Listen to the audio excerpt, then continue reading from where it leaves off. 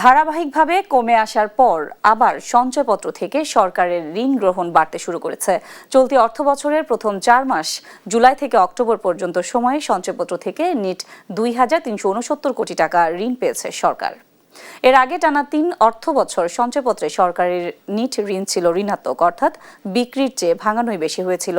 জাতীয় সঞ্চয় অধিদপ্তরের তথ্য বলছে, গত অক্টোবর শেষে সঞ্চয়পত্রে সরকারের মোট ঋণ স্থিতি দাঁড়িয়েছে 3,40,868 কোটি টাকা। গত অর্থবছর শেষে এই স্থিতি ছিল আরও কম। সে সময় নিট ঋণ ঋণাত্মক হয়ে 6,000 কোটি টাকার বেশি নেমে গিয়েছিল। কেন্দ্রীয় ব্যাংক বলছে, রাজনৈতিক অস্থিরতায় বেসরকারি খাতে ঋণ গ্রহণ উল্লেখযোগ্যভাবে কমেছে।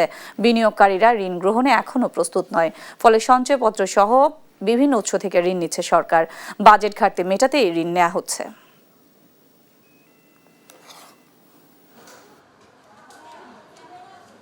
বাজেটের যে ঘাটতি হয়, বাজেটের যে ঘাটতিটা মেটানোর মাধ্যমই তো এটা, ব্যাংকিং সেক্টর থেকে ঋণ নেওয়া এবং সরাসরি জনগণের কাছ থেকে ঋণ নেওয়া থ্রু সঞ্চয়পত্র, বা এখন তো আপনি জানেন যে ট্রেজারি বন্ড বিলের মাধ্যমে প্রাতিষ্ঠানিক এবং ব্যক্তি পর্যায়েও থেকেও ঋণ গ্রহণের সুযোগ সরকার উন্মুক্ত করেছে, এবং সরকার চাচ্ছেও তাই যে তাদের পোর্টফোলিওটা ডাইভার্সিফাইড হোক।